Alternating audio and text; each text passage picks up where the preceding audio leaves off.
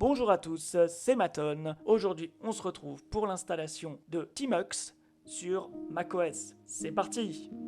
Dans la dernière vidéo, nous avions vu comment installer Hour sur macOS. Également, je vais vous montrer aujourd'hui en plus comment installer les plugins. Pour l'installation de Tmux, vous faites la commande suivante, root install Tmux. Elle est déjà installée, donc forcément, il met ce message. Si jamais vous avez besoin de le réinstaller, vous remarquez qu'il vous dit root reinstall Tmux. À la suite de ça, il nous faut éditer le fichier de configuration Tmux. Par défaut, il est vide. Pour ce faire, vous exécutez la commande sudo nano /tmux.conf.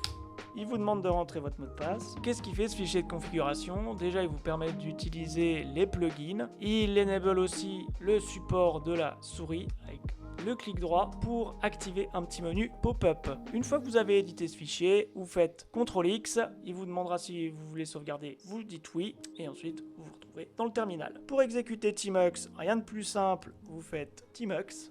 À ce moment-là, vous allez avoir l'interface qui va légèrement changer puisque vous êtes dans une session Tmux. Ne prêtez pas attention à l'erreur, c'est parce qu'il faut que je configure un environnement pour un plugin, mais ça ne m'a pas empêché de l'utiliser. Vous n'êtes absolument pas obligé de le faire. Maintenant, il faut que l'on installe ces fameux plugins. Pour les installer, rien de plus simple, vous faites la commande suivante. Cette commande crée le répertoire pour les plugins et le clone depuis GitHub. Ouais, il me dit que c'est déjà installé. Ensuite, pour les installer, rien de plus simple. Ça va vous lancer en fait une nouvelle session et vous exécutez cette commande.